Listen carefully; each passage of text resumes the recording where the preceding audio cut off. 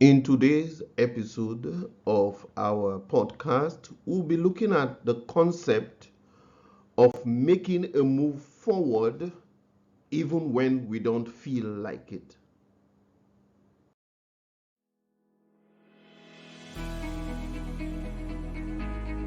Welcome to Health for the Spirit, Soul, and Body podcast, where we teach simple concepts and practical ideas we can apply to our whole being to keep us in good health. Before we go on, please support us by taking a few seconds to like this video and subscribe to our channel for more messages.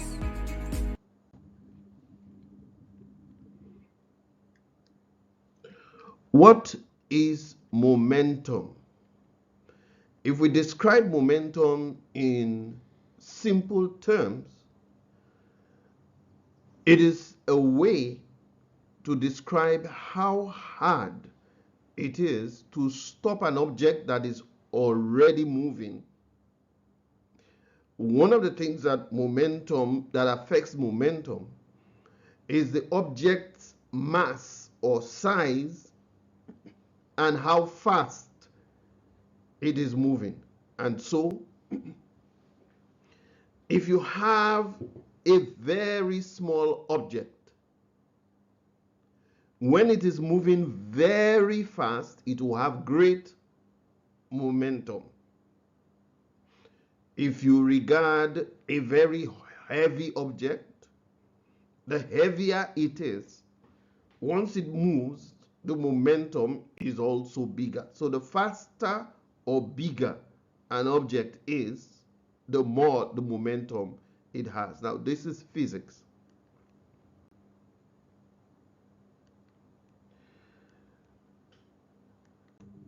So let's look at the example of a freight train.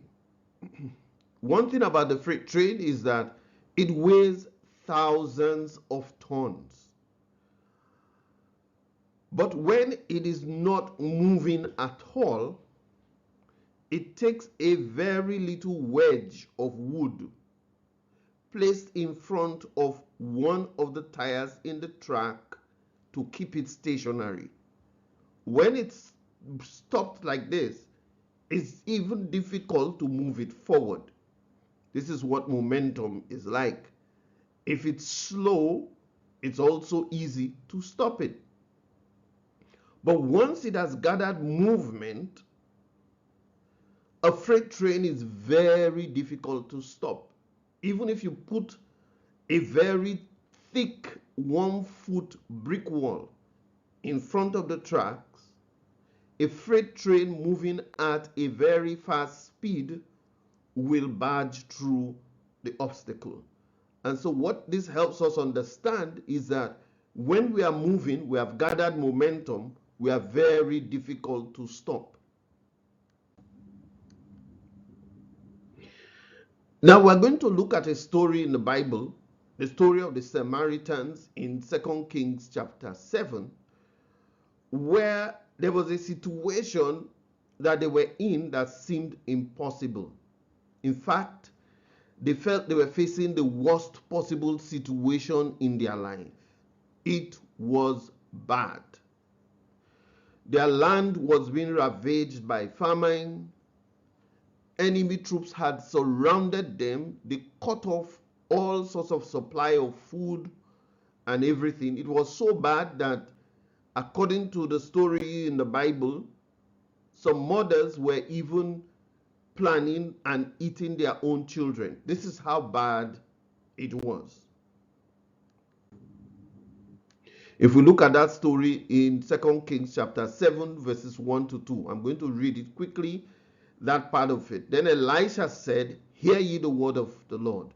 Thus saith the Lord, tomorrow about this time shall a measure of fine flour be sold for a shekel, and 2 measures of barley for a shekel in the gates of Samaria." Then the Lord, whose hand the king leaned, answered the man of God and said, "Behold, if the Lord would make the windows of will make windows in heaven, might these things be?" And he said, "Behold, thou shalt see it with thine eyes, but thou shalt not eat thereof.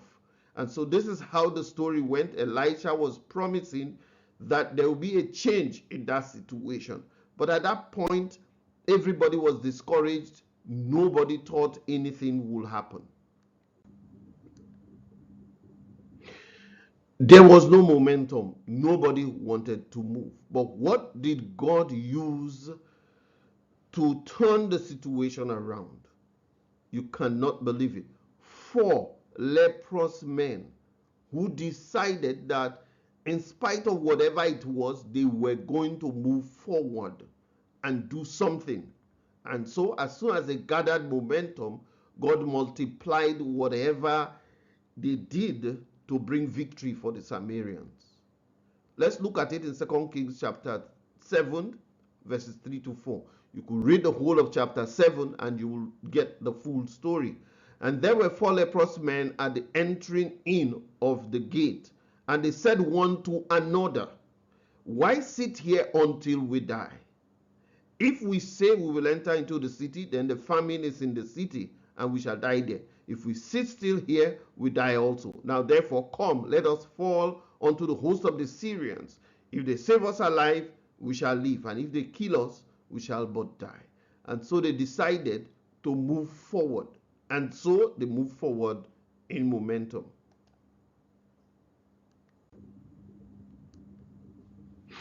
Another quick story, very shortly, the story of Joshua and the Israelites crossing the Jordan. What God did with them, they had gotten to the promised land, and the first obstacle they are meeting here is a wide river that is flowing, and they had to cross this river. God told Joshua and the Israelites to move forward. They should start with momentum, and that as soon as they move forward, something will happen. If they move forward, their momentum will make something happen. Joshua 3:13, and it shall come to pass, as soon as the soles of the feet of the priests shall that bear the ark of the Lord of all the earth shall rest in the waters of Jordan, that the waters of Jordan shall be cut off from the waters that come down from above, and they shall stand as an heap.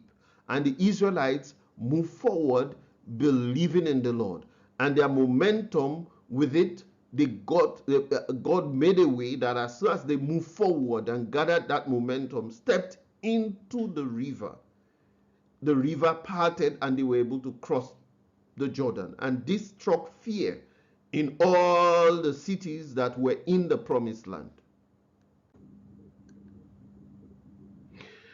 And so I'm encouraging us. What is it that you are planning to do that you are afraid? I'm encouraging you, make that move.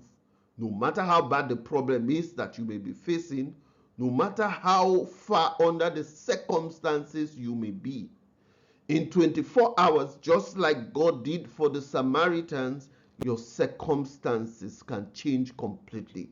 And so I'm saying, prophetically, make that move. God can make a way, just like he made for the Israelites crossing the Jordan where there seems to be no way. This is his promise. He promised it in Isaiah 43 verse 19. Behold, I will do a new thing. Now it shall spring forth. Shall ye not know it? I will even make a way in the wilderness and rivers in the desert. If he takes him to bring forth spring water in the desert for you, he will do it.